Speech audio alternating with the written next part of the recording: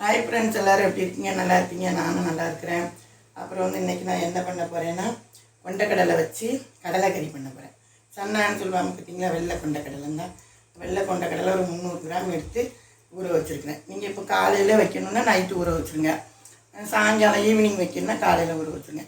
கடலைக்கறி வந்து சாதம், சப்பாத்தி, பூரி இந்த மாதிரி இதுக்கெலாம் வைக்கணும். இதுக்கு நான் என்ன மாதிரி பொருள் போட்டு எப்படி வைக்கிறேன்னு சொல்கிறேன். நான் வந்து ஒரு 300 கடலை எடுத்து ஊற வச்சு நல்லா கழுவி நல்ல தண்ணி ஊற்றி வச்சுருக்கேன். ஓகேங்களா?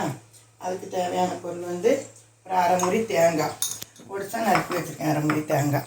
அப்புறம் வந்து 2 பெரிய தக்காளி நறுக்கி வச்சுருக்கேன். இங்கே சின்னதுன்னா 3, பெருசுன்னா 2. அதுக்கப்புறம் அதுக்கு தேவையான பொருள் வந்து பார்த்திங்கன்னா, இந்த டேபிள் ஸ்பூனுக்கு இந்த குழம்பு மிளகாய் தூள் இதுக்கு போடக்கூடாது, கோலம் வேறு மாதிரி ஆகிரும். இதுக்கு வந்து நம்மளுக்கு இந்த கடலையுடைய வாசம் தான் ஃபேவரட்டாக இருக்கணும். அதனால் இதுக்கு வந்து வெறும் சில்லி கூட இருக்குது பார்த்திங்களா, அது இதுக்கு 1 ஸ்பூன் டேபிள் ஸ்பூனுக்கு எடுத்துருக்கேன். அதுக்கு பிறகு பார்த்திங்கன்னா காஷ்மீர் சில்லி இந்த டேபிள் ஸ்பூனுக்கு 1 ஸ்பூன் எடுத்துருக்கேன். அதுக்கு பிறகு மஞ்சத்தூள் ஒரு 3/4 டீஸ்பூன் எடுத்துருக்கேன். அப்புறம் கரம் மசாலா ஒரு 3/4 டீஸ்பூன் எடுத்துருக்கேன். ஓகேங்களா? இதுதான் இதுக்கு தேவையான போடுற பொருள். அப்புறம் தாளிக்கிறதுக்கு எண்ணெய், ஆயில், அப்புறம் கருவேப்பிலை, ஒரு பல்லாரி நறுக்கி வச்சுருக்கேன். அப்புறம் வந்து புதினா, இது வந்து எப்போ போடுறேன்னு சொல்கிறேன். கடுகு, உளுந்தம்பருப்பு, இவ்வளோ தான். இதை வச்சு உங்களுக்கு நான் தாளித்து அந்த கடலைக்கு ஒரு எத்தனை விசில் வைக்கணும், அதை எப்படி தாளிக்கணும், மசாலாலாம் எப்படி போடணும் அப்படிங்கிறத சொல்கிறேன். சூப்பராக இருக்கும் பார்த்துக்கோங்க. உங்களுக்கு 2வது வேலையே கிடையாது. தாளிக்கிறதோட விசிலோட வேலையை முடிச்சிடலாம் பார்த்துக்கோங்க. ஊற வைக்கிறது மட்டும்தான் வேலை. தேங்காய், இந்த அரை மூடி தேங்காயை போட்டு நல்லா நைஸாக அரைச்சிட்டு வரணும் பார்த்துக்கோங்க. வந்து நல்லா சுட்ட விட்டுட்டு அப்புறம் வந்து நம்ம நைஸாக அரைக்கணும். ஓகேங்களா? நைஸாக அரைக்கணும்.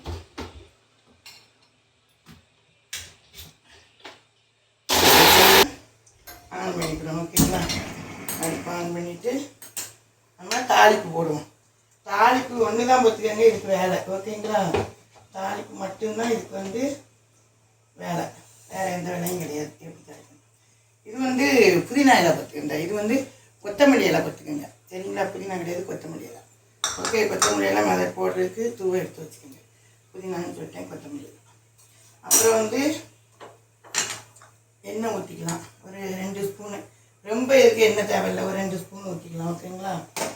2 ஸ்பூன் எண்ணெய் ஊற்றி நல்லா அப்படி வந்தோடனே இதுக்கு வந்து சீரகம், சோம்பு அந்த ஐட்டங்களை, இஞ்சி பூண்டை அந்த ஐட்டங்களே கிடையாது.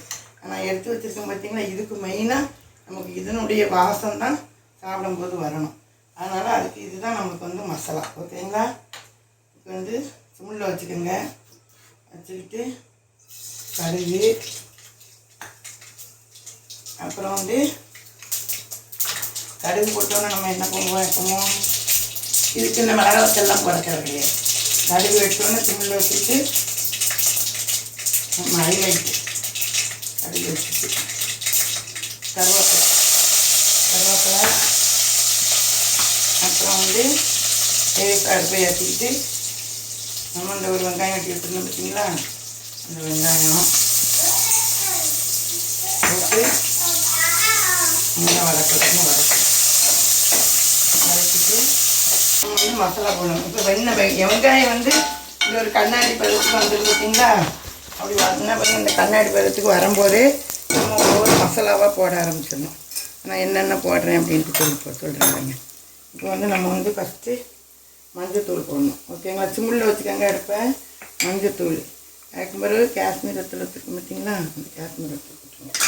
அப்புறம் வந்து கரம் மசாலா எடுத்துருக்கோம் வந்து ஒரு அரை டீஸ்பூன் தான் கரம் மசாலா போட்டுட்டு இந்த எண்ணெயில் பாருங்கள் வாட்ட உடனே எப்படி வருதுன்னு பாருங்கள். கடலை கூட்டு அவ்வளோ சிம்மில் வச்சுக்கோங்க. எண்ணெய் வச்சுட்டு இந்த வாடெல்லாம் நம்ம இந்த எண்ணெயில் போட்டு இப்படி எடுத்தோம்னா அவ்வளோ ஹைலைட்டாக இருக்கும். அது வந்தோடனே அதுக்கு பிறகு இந்த மிளகாத்தூள் வச்சுருக்கோம் பார்த்தீங்களா, இது காரம் கரெக்டாக இருக்கும். நம்ம குழம்பு மிளகாத்தூள் போடலை, அதனால் அது வந்து இதுக்கு 1 ஸ்பூன் போட்டால் போதும். ஓகேங்களா? ரொம்ப போட்டாதீங்க.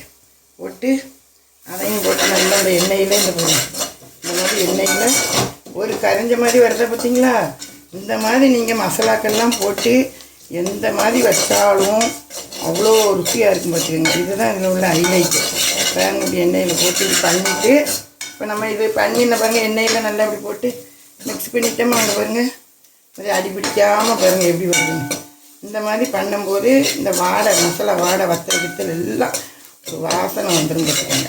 நம்ம சும்மா போட்டு கடலையை போட்டு வத்தத்தூள் மஞ்சத்தூள் அப்படி இப்படின்னு விடாமல் இப்படி பண்ணிவிட்டு இப்போ இப்படி வருதா, இப்படி வந்து நல்லா இந்த மாதிரி எண்ணெய் பிரிஞ்சு வரும் பார்த்துக்கோங்க. இப்படி வரும்போது நம்ம என்ன பண்ணுறோம், அந்த தக்காளி உள்ள தூக்கி போடுறோம். அப்போ நம்மளுக்கு என்ன சுத்தமாக பிடிக்காது. அந்த தக்காளியை போட்டு நல்லா இந்த மாதிரி மிக்ஸ் பண்ணணும் பார்த்துக்கோங்க. இந்த மாதிரி அடுப்பை கொஞ்சம் ஏற்றிக்கோங்க. ஏற்றி இந்த மாதிரி பண்ணும்போது என்ன பண்ணணும்னா, பண்ணுறேன் பார்த்தீங்களா, அது பண்ணும்போது பண்ணணும். இது பண்ணும்போது இதுக்கு ஒரு வேலை இருக்குது.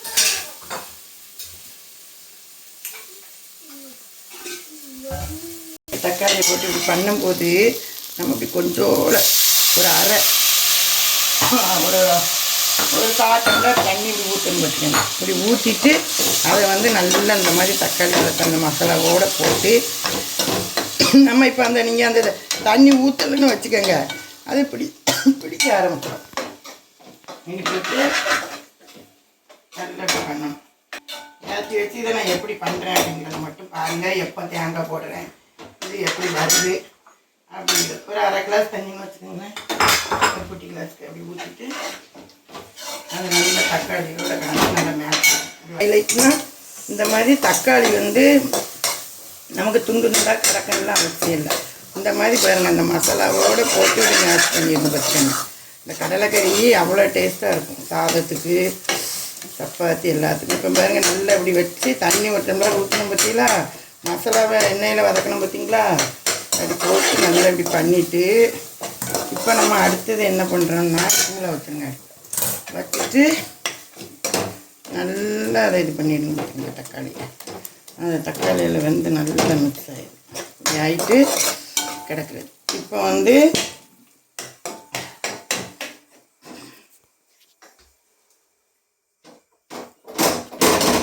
இந்த பக்குவத்துக்கு சொன்ன மாதிரி நாங்கள் இப்படி மசாலா மாதிரி இப்படி எடுத்துடணும் பார்த்துக்கோங்க. இப்படி எடுத்து இதை இப்படி வச்சுட்டு நம்ம வந்து அடுத்தது வந்து என்ன இருக்குது பார்த்தீங்களா, நம்ம கடலையை உள்ள அடிப்போம். கடலையை போட்டு தான் கடலை வடிவிட்டு பார்த்தீங்களா, இதை வந்து தண்ணி நல்ல தண்ணி வச்சுருந்தேன், அந்த அளவுக்கு ஊற்றி இதை போட்டு கிண்டி பாருங்க, நல்லா போட்டு நல்லா பெரட்டணும். நல்லா இப்படி பெரட்டி இந்த தண்ணியில் போட்டு நல்லா நம்ம வச்சுருந்தோம் பார்த்தீங்களா, இதில் பெரட்டிடணும். பெரட்டி அது வந்து அந்த தண்ணியை வந்து இப்படி கிடக்கும். இப்போ வந்து லைட்டாக நம்ம கொதிக்க விட்டுட்டு அப்புறம் நான் தேங்காய் உப்பு எப்போ போட்டு மூடி வைக்கேன்னு சொல்கிறேன். ஓகேங்களா, போட்டு இப்படி வச்சுட்டு போட்டு அந்த மசாலா வதக்கணும் பார்த்தீங்களா, அதில் என்ன பாருங்கள், இந்த மாதிரி வதக்கி வந்தால் இப்படி போட்டு கடலை போட்டாச்சு. நம்ம அதுக்கு தேங்காய் உப்பு நம்ம போடணும். தேங்காய் அரைச்சி வச்சுருக்கோம் பார்த்தீங்களா, இந்த தேங்காய் அரை மூடி தேங்காயை நல்லா உள்ளே ஊற்றிக்கணும். இதுதான் இதுக்கு வந்து மசாலா. ஓகேங்களா, உப்பு வந்து நான் வந்து ஒரு 2 ஸ்பூன் போடுற மாதிரி போடுறேன், ரொம்ப போட்டுக்கூடாது. ஒரு 1.5 ஸ்பூன் இது வந்து ஒரு 1.5 ஸ்பூன் போடுறேன். நம்ம உப்பு பார்த்துக்கிட்டு போட்டுக்கலாம். ஓகேங்களா, வந்து கடலைக்கறி இதை வந்து நம்ம வேக வைக்கிறதெல்லாம் வேக வதக்கி உப்பு வந்து பார்க்கணும்.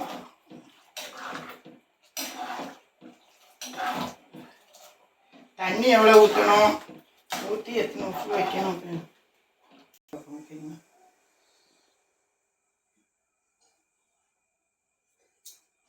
உப்பு கரெக்டாக இருக்குது, உப்பு காரம் போட்டது கரெக்டாக இருக்குது. தண்ணி மட்டும் கொஞ்சோட தண்ணி ஊற்றணும். தண்ணி ஊற்றிட்டு ஒரு 7 விசில் இல்லை கலக்கி இருக்கு, வேறு வேலையே கிடையாது. இவ்வளோதான், நான் போட்ட மாதிரி எல்லா மசாலாவும் போட்டு இந்த மாதிரி. இதுக்கு குழம்பு மசாலா கிடையாது, இஞ்சி பூண்டு கிடையாது, எதுவும் கிடையாது. இதுக்கு மூடி வச்சு இதுக்கு வந்து அப்படி போட்டுருவோம். பொங்கவே பொங்கல் சரிங்களா. எடுத்து கரண்டி அப்படி போட்டு மூடி வச்சு 3 விசில் ஓகேங்களா. 7 விசில் வைங்க.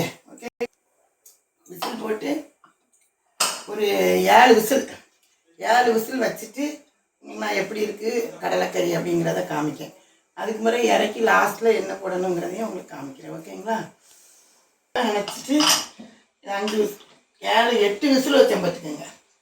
8 விசில் வச்சு இப்போ நம்ம திறந்து எப்படி இருக்குன்னு பார்ப்போம். ஓகேங்களா? 8 விசில் வச்சு திறந்து எப்படி இருக்குன்னு பாருங்க. எவ்வளோ ஹைலைட்டாக இருக்குது பார்த்தீங்களா? நான் சொன்ன மாதிரி வாங்கி இப்படி வரும். ஒரு கரண்டி போட்டுட்டிங்கன்னா இந்த மாதிரி ஒரு கரண்டி போட்டால் பாருங்கள், ஒரு சொட்டு தண்ணி வரும்.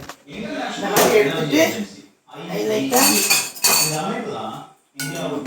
காமிச்சிட்டே போட்டு இப்போ மல்லி இலை இப்படி நல்லா மல்லி இலை தூவி நம்ம வந்து சாதம், சப்பாத்தி இந்த மாதிரி எல்லாத்துக்கும் நீங்கள் சாப்பிடலாம். ஓகேங்களா?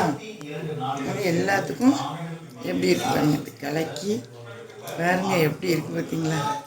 சூப்பராக இந்த மாதிரி மசாலா ஊற்றி சாதம் எல்லாத்துக்கும் ஊற்றி அழகாக அப்படி வச்சு இதுதான் குழம்பு. ஓகேங்களா? இந்த மாதிரி நீங்கள் வச்சு கடலை ஊற்றி வச்சு கடலைக்கறி அதே மாதிரி இன்னும் நிறைய முறை இருக்குது. இன்னும் இந்த கடலையில் கண்ணாவில் இன்னும் உங்களுக்கு 2-3 வேலை நான் சொல்லிக் கொடுத்தேன். ஓகேங்களா? ஓகே பை, நீங்களும் வச்சு சாப்பிடுங்க. அதே மாதிரி இந்த கடலையில் வந்து ப்ரோட்டீன் நல்லா இருக்குது. அதனால் வாரத்தில் 1-4 நாள், மாதம் 2 நேரம் 3 நேரம் இந்த மாதிரி குழம்புக்கு, சப்பாத்திக்கு, இட்லி எல்லாத்துக்கும் சாப்பிட பார்த்துக்கங்க. இது நான் அதான் இன்னொரு 3 முறை உங்களுக்கு சொல்லிக் கொடுக்குறேன்.